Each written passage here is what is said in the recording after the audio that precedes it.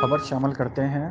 افغانستان میں طالبان کے کنٹرول سے قبل برطانوی اسپیشل ایئر سروس کے زیر حراست اور 69 افراد کے غیر قانونی قتل میں ملوث ہونے کا انکشاف۔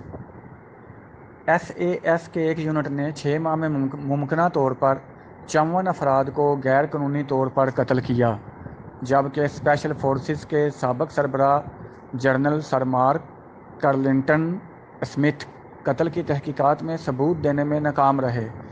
جنرل مارک اسمتھ کو مبینہ غیر قانونی قتل کے بارے میں بریفنگ دی گئی تھی، لیکن انہوں نے رائل ملٹری پولیس کو شواہد نہیں دیے۔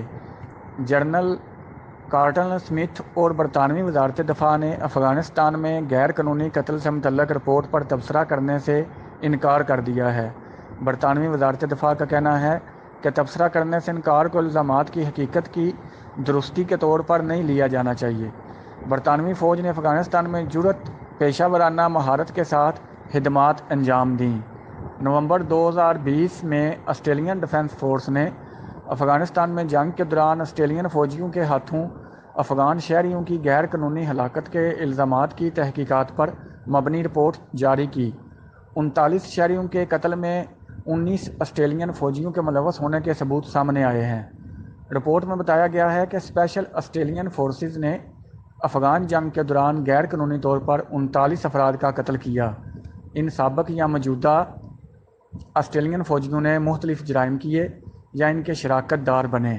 اس رپورٹ میں یہ بھی بتایا گیا ہے کہ بیشتر الزامات special year service elite unit کے آسٹریلین فوجیوں سے متعلق ہیں۔ میجر جنرل لیول کے افسر کی سربراہی میں ہونے والی تحقیقات میں یہ بات سامنے آئی کہ جونیئر فوجیوں کو اپنے پہلے قتل کے لیے قیدیوں کو ہلاک کرنے کا حکم دیا گیا۔ قتل کے جرائم کو چھپانے کے لیے افغان شہریوں کے آس پاس ہتھیار اور دیگر آلات نصب کیے گئے۔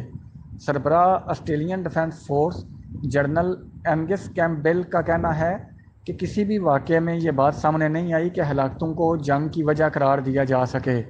ان کا کہنا تھا کہ رپورٹ میں یہ بات سامنے آئی کہ 19 حاضر سروس اور سابقہ آسٹریلین اہلکاروں کے خلاف تحقیقات ہوں گی۔ عمر چودھری، BBC 5 نیوز، اسلام آباد۔